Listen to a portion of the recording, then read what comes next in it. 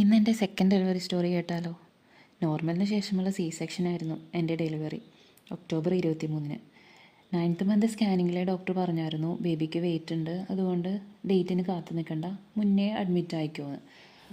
October 20-നായിരുന്നു പറഞ്ഞിരുന്നത്. October 19 ആയപ്പോഴേക്കും എനിക്ക് നല്ല പനി പിടിച്ചു. അപ്പോൾ പിറ്റേന്ന് പോയി എന്തായാലും ഡോക്ടറെ കാണാമല്ലോ എന്ന് ഓർത്തു. പിറ്റേന്ന് പോയി ഫിസിഷ്യനെയാണ് കണ്ടത്. ഫിസിഷ്യൻ അഡ്മിറ്റാക്കി. റൂമിലേക്ക് ഗൈനക്കോളജിസ്റ്റൊക്കെ വന്നു. ഡോക്ടർ അപ്പോൾ പറഞ്ഞു ഫീവർ ഉള്ളതുകൊണ്ട് പെയിൻ വരുത്തി നമുക്ക് ചെയ്യാൻ പറ്റില്ല, നോർമലായിട്ട് പെയിൻ വരികയാണെങ്കിൽ നമുക്ക് നോക്കാമെന്ന് പറഞ്ഞു. അന്ന് PV നോക്കി, ബേബിയുടെ ഹാർട്ട്ബീറ്റൊക്കെ നോക്കി. അപ്പോൾ എല്ലാം നോർമലായിരുന്നു.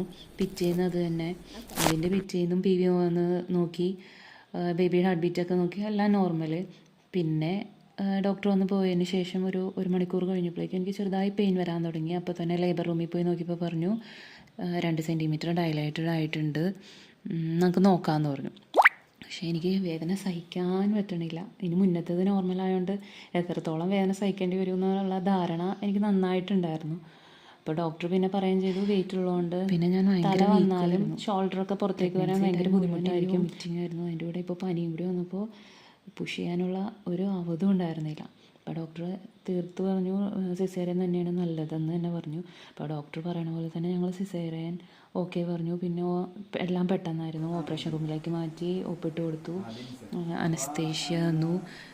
ഒരു 10-20 മിനിറ്റിനുള്ളിൽ തന്നെ ബേബി പുറത്തു വന്നു. പക്ഷേ എൻ്റെ മൂത്താളും വാപ്പിച്ചിയും ഹോസ്പിറ്റലിൽ ഉണ്ടായിരുന്നില്ല. അവർ ഉച്ചയ്ക്ക് ശേഷം വരാമെന്നും പറഞ്ഞായിരുന്നു ഇരുന്നത്. അപ്പോൾ അവർ രണ്ടാളും തമ്മിൽ കാണാൻ അപ്പോൾ പറ്റിയില്ല. പിന്നെ ബേബിക്ക് വെയിറ്റ് ഉള്ളതുകൊണ്ട് NICUലേക്ക് അപ്പോൾ തന്നെ മാറ്റി. അവൻ 4,400 ഉണ്ടായിരുന്നു, ബോയ് ബേബി ആയിരുന്നു.